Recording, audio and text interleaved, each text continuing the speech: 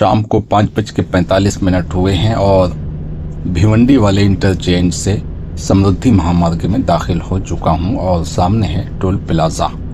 यहां पर FASTag scan होगा और चार्जेस कटेंगे नागपुर में, यानी इसके आखिरी इंटरचेंज से जब मैं एग्जिट करूंगा उस वक्त जो भी चार्जेस होंगे तकरीबन 2 रुपये पर किलोमीटर के हिसाब से पैसे कट जाएंगे।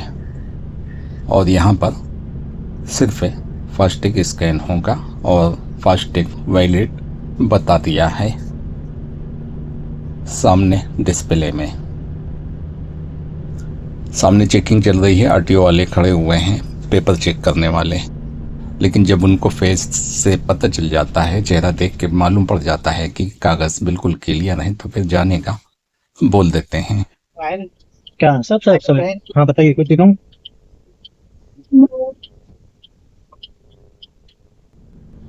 क्या सब है? वो पेपर वगैरह देखना चाहिए ना। वो मैं शराफत से रुक गया, हैदर दिला दिया तो उससे वो समझ गया कि शरीफ है। महाराष्ट्र की पुलिस में चाहे आरटीओ वाले हों या जो भी हों, बड़ी तमीज़ से पेश आते हैं और इसकी वजह यह है कि हमको भी तमीज़ से पेश आना है, क्योंकि हर एक्शन का रिएक्शन होता है। अगर हम बदतमीज़ी करेंगे तो फिर वो बदतमीज़ी करेंगे। लेकिन महाराष्ट्र में खूबी है कि पहल वो नहीं करते हैं, बाकी दूसरे राज्य में इतनी अच्छी पुलिस नहीं होती है। हाँ शायद कोई ना मिले, मगर अगर कोई मिल गया तो एंट्री करते हैं खाली बस, कुछ चेक नहीं करते। इनसे मीठी मीठी बातें करो तो सही रहती है।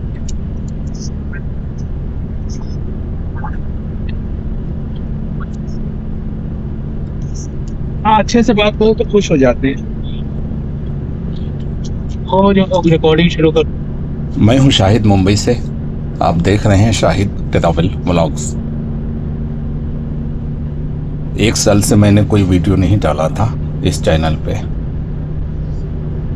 1 साल के बाद मैं दोबारा हाजिर हुआ हूँ। ये पूरा सफ़र आप लोगों को दिखाऊंगा, मुंबई से फतेहपुर तक। 110 के ऊपर नहीं जाना चाहता हूँ, लेकिन इसके बावजूद मुझे ओवरटेकिंग लेन पे चलना पड़ रहा है क्योंकि ये सब बहुत सुंदर है। हाँ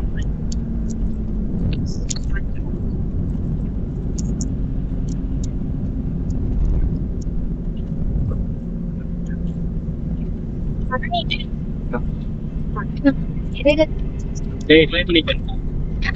गिरे सर पीछे।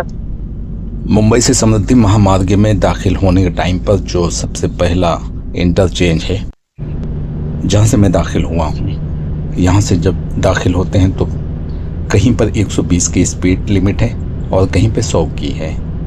ये रोड की जंपिंग की वजह से है। अच्छा काम किया है कि जहाँ पर जंपिंग है तो जंपिंग ख़त्म करने से बेहतर है कि स्पीड लिमिट कम कर दी जाए। जब तक रिपेयर नहीं होती है तब तक कम से कम बोर्ड तो लगे हुए हैं कि आदमी संभल के चलेगा, ये अच्छी बात है। रोड की मरम्मत करने से बेहतर है कि वार्निंग बोर्ड लगा दो कि यहाँ पर स्लो चलना है। ये है पहली सुरंग, छोटी छोटी कई सुरंग मिलती हैं, मैं गिनती बता दूंगा। लास्ट में इगतपुरी की जो सुरंग है वो 9 किलोमीटर की लंबी सुरंग है, लेकिन हर सुरंग के आने से पहले छोटी गाड़ियों की जो 120 की लिमिट होती है उनको 100 कर दिया जाता है। सुरंग के अंदर और सुरंग के बाहर सेम स्पीड में नहीं चल सकती गाड़ी, जितनी भी सुरंग मिलती हैं सब में। अगर रोड की स्पीड 120 की है तो सुरंग के अंदर 100 है, और बाकी जगहों पे जहाँ 100 की स्पीड लिमिट है तो वहाँ पर सुरंग के अंदर 80 की लिमिट है, जैसे मुंबई नागपुर हाईवे। हर सुरंग में स्पीड कम करना पड़ता है और कैमरे लगे हुए हैं, और इस पूरे समृद्धि महामार्ग में कैमरा लगना शुरू हो चुके हैं। अब किसी की खैर नहीं है। जो 150 या 160 की स्पीड में चलते थे लोग, उनके ऊपर फाइन पड़ेगा। ट्रायल के तौर पर तो मैं भी 160 की स्पीड में जा चुका हूँ, लेकिन सिर्फ ट्रायल के तौर पर, वरना 119 का क्रूज लगा के इस रोड पे चला हूँ। अब यहाँ पर एक इंटरचेंज आने वाला है 3 किलोमीटर के बाद। और इस इंटरचेंज से शाहपुर जा सकते हैं और मुरबत जा सकते हैं। दोनों के लिए एक ही इंटरचेंज है, शाहपुर और मुरबत। ये सब कसारा से पहले हैं। शाहपुर और मुरबत से नागपुर की दूरी 700 किलोमीटर है। यहाँ से 700 किलोमीटर की दूरी पे नागपुर है। संभाजी नगर 265 किलोमीटर है। संभाजी नगर मतलब औरंगाबाद। संभाजी नगर का पुराना नाम औरंगाबाद था। पुराना नाम तो बताना ही पड़ेगा क्योंकि नाम बदली हुआ है। ऐसा नहीं है कि संभाजीपुर जो है संभाजी नगर बहुत पहले से चला आ रहा है और सभी लोग जानते हैं। नहीं, औरंगाबाद को ही संभाजी नगर कहते हैं। तो पुराना नाम औरंगाबाद 265 किलोमीटर की दूरी पे है। इगतपुरी 47 किलोमीटर है और नासिक 90 किलोमीटर की दूरी पे है। नासिक के लिए भी एग्जिट दिया है, गालबन घोटी वाला एग्जिट है नासिक के लिए। शाम को 6 बज चुके हैं और कुछ देर के बाद सनसेट आ जाएगा। सूरज की पीली रोशनी लेफ्ट साइड से सामने से पड़ रही है। इसकी वजह से सामने कुछ अंधेरा नज़र आ रहा है क्योंकि धूप कैमरे पे पड़ रही है। और अब सामने जो नज़र आ रही है वो है इस सफ़र की दूसरी टनल या इस महामार्ग की दूसरी सुरंग।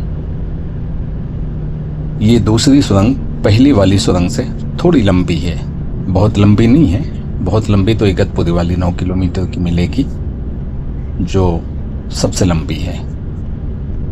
सूरज काफ़ी नीचे आ चुका है जिसकी वजह से साए लंबे तर होते चले जा रहे हैं और शाम का सफ़र सनसेट से पहले का काफ़ी अच्छा लगता है क्योंकि मौसम सुहाना हो जाता है।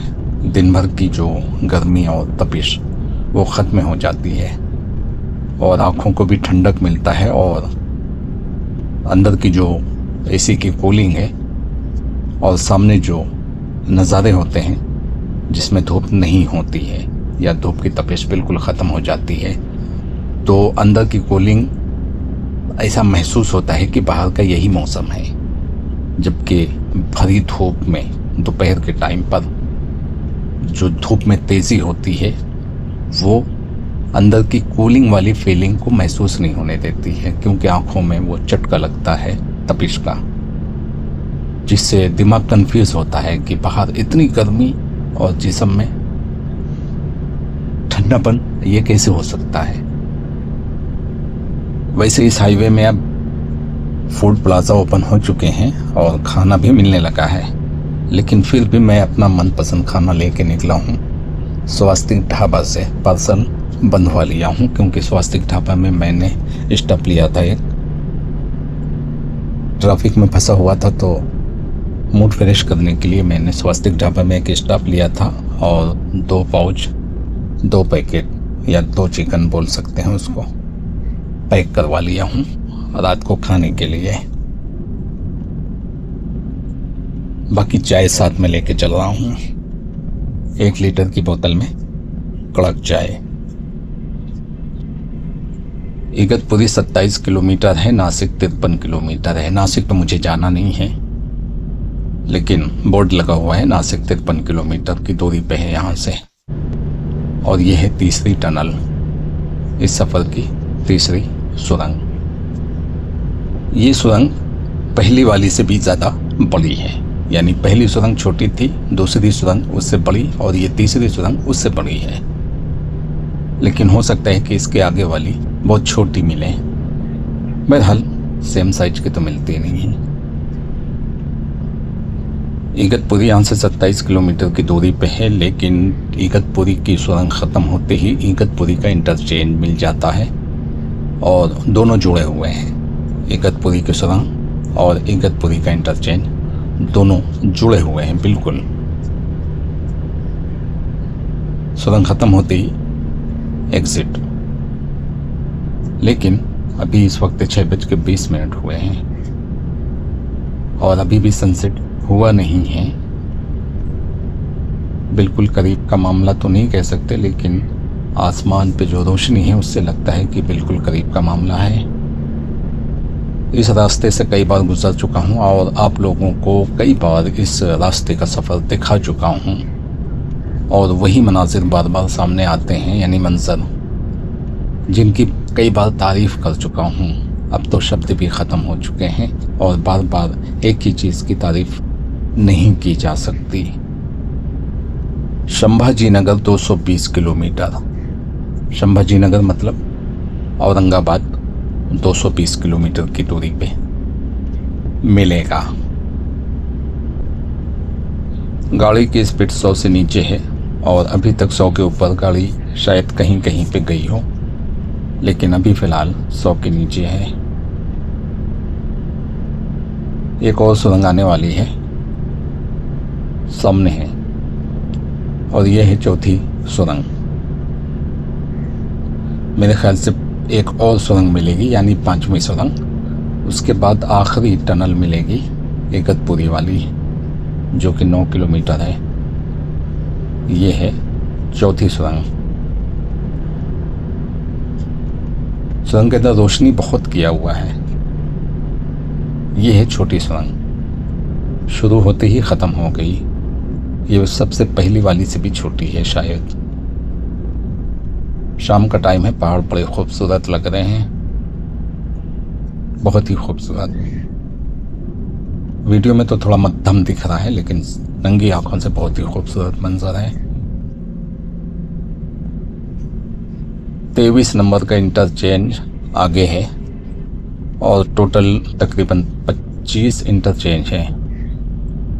और पहला इंटरचेंज जो शुरू होता है वो है नागपुर का पहला इंटरचेंज, और आखिरी इंटरचेंज आपको पता है जहाँ से मैंने एंट्री लिया है अभी, टोल प्लाजा से, जहाँ पर फास्ट टैग स्कैन हुआ था, जो कि भिवंडी से बिल्कुल लगा हुआ है, करीब है बिल्कुल।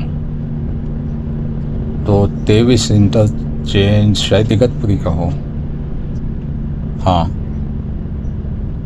23वां इंटरचेंज इगतपुरी का है। उसके बाद घोटी वाला होगा 22 शायद, पक्का नहीं, मुझे याद नहीं रहता है। 5 नहीं, सिर्फ 4 टनल हैं, 5वीं इगतपुरी वाली है जो कि अभी आने वाली है आखिरी। पीछे छोटी छोटी 4 टनल यानी सुरंग निकल चुकी हैं, अब एक लंबी सुरंग आएगी। और हमारे दोनों साइड में, राइट और लेफ्ट में, काफ़ी गहरी खाई है, काफ़ी लंबे लंबे खंभे उठाकर उस पर रोड बनाया है। तो यहाँ पर कान बंद होते हैं, क्योंकि नीचे खाई है, बहुत गहरी खाई है, तो यहाँ पर कान बंद होते हैं। इतना समझ लो कि 1920 फीट की ऊंचाई पे कसारा घाट है, और नीचे कसारा की जो खाई है वो 1920 फीट यानी 2000 फीट की गहराई पे है। तो यहाँ से 2000 प्लस की गहराई है, इसलिए कान बंद हो रहे हैं। ये है इगतपुरी की 9 किलोमीटर वाली लंबी सुरंग, और इसको मिलाकर 5वीं सुरंग कह सकते हैं। ये एक ऐसी सुरंग है जिसमें बाईपास बना रखा है, यानी यू टर्न भी मार सकते हैं। यहाँ से आने वाली जो लाइन है वो हमारे राइट में है, और जगह जगह पे रोड बाईपास करके उस रोड पर जा सकते हैं यू टर्न मार के, लेकिन बिला वजह नहीं। ऐसा नहीं हो सकता कि आप बिला वजह उस रोड पे चले जाएं।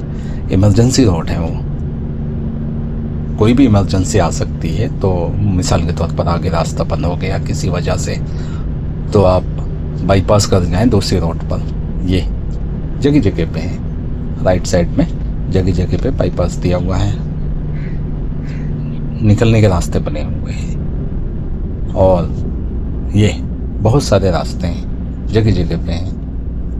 मेरे ख्याल से हर 1 किलोमीटर या 500 मीटर की दूरी पे, 500 मीटर तो नहीं लग रहा है, ये हर किलोमीटर की दूरी पे, मिसाल के तौर पर 9 किलोमीटर की सुरंग है तो 9 रास्ते दे दिया है इस सुरंग से निकलकर दूसरे रास्ते पे जाने के लिए।